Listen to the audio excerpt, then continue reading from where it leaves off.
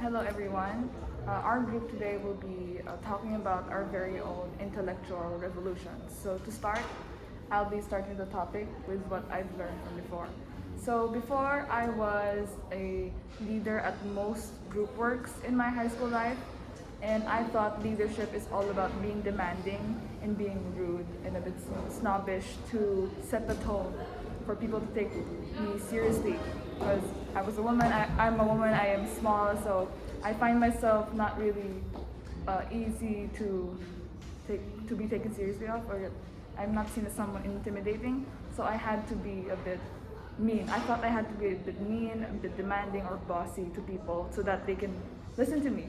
And then there came a point where I kind of took it too far and literally made people feel bad about themselves, or it came to a point that I fought people, and then at the end I was given an intervention of how they felt about that.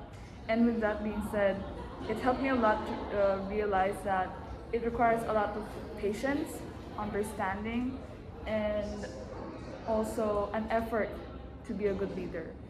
And ever since that day, and ever since that thing that happened to me, I've come to realize that it takes more than just being intimidating to be a good leader. It's more about learning to understand and being patient and being respectful to one another. So, anyone wants to go on? I can go next. So for me, what I believed before is I didn't put importance into my studies. So I was the type of student who valued friendship over academics. And what that taught me is, since in grade 7, I'm the type of person who really loves hanging out with friends and prioritizing that more. It made me fail 3 subjects, and it made me transfer school. And what sparked me was not being with my friends. So what motivated me in my new school is valuing studies, and that switched my study habits. And ever since grade 8, I'm a consistent first honor, second honor, and until now, I'm a dean's list. So that made me really change my life. So yeah, how about you, John? Back when I was in junior high, I really didn't put an effort towards my appearance. And what I mean by that is that I would go to school, I wouldn't even shower, I wouldn't wash my face, I really didn't take care of myself.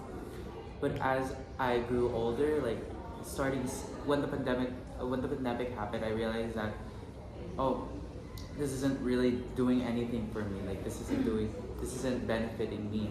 So I really strive to make my appearance look better. I would like before I would start online school, I would really shower. I would put on a good outfit because I realized that your appearance, looking presentable, has an impact on how people treat you. When did you start? When did what? When did you start changing up Oh, during the pandemic, because of like what I've seen, like TikTok really had a really big impact on me, and I'd say the impact is good. Because before talaga, when I was in junior high, like I was like that chubby kid. And I wouldn't say that I stinked or like I looked bad, but it's just that I would go to school and my uniform wouldn't even be buttoned up, and I wouldn't even like wear cologne. Like these little things that you do, like taking a shower, doing skincare, they really have a big impact on how you feel. Like I realize that my mental health is much better now that I'm doing these little things to myself. That's actually relatable. Yeah. For most of us. How about you, Vincent? For me naman, it's so simple lang. It's about grades. Kasi growing up, I wasn't allowed to fail. Like, I'm being compared to like my friends na, bakit si ganyan, honor, bakit si ganito, honor. And then, during high school, I would feel bad na I failed, like kahit quiz lang. But then I realized as I grow older, na being a good student doesn't mean you have good grades. Kasi you need experience din as a person. And after nun, nakagraduate pa ba ako? At least. At least. How about you, How about you, Robbie? Robbie? During my high school, years, during the pandemic, I kind of let myself go academic-wise in the sense of, oh, this class is being recorded. I'll just fall asleep and re-listen to it Yeah. whenever I'm in the mood. And looking back on it, I never really came back to it. So I just slept in, didn't really pay attention to classes. My grades dropped, and my parents weren't really impressed with the way I was taking it. So when I went to Enderon, as like Princess said, you don't need good grades to show that you're a good student. Like I made an effort to show the teachers, the students, and my parents that I put in the effort. And even if I didn't have the best grades, I still tried. Yeah, exactly right.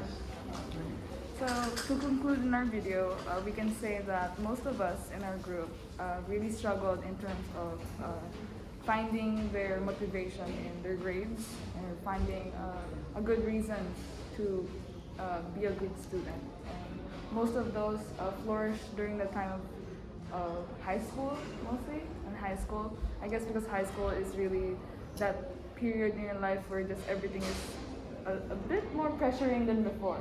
It's all about More talking. expectations also from your parents. Yeah, more expectations from your parents. And then one of us also had a breakthrough with their identity in terms of how they want to represent themselves. Like for Troy, he wanted to show people who he really is, and not just by his personality, but also with the way he looks. And as for me, I could say it's also, for me, it's more also about in terms of academics because it involves group work, and I can say it also has something to do with appearance because it really took a toll on how people saw me.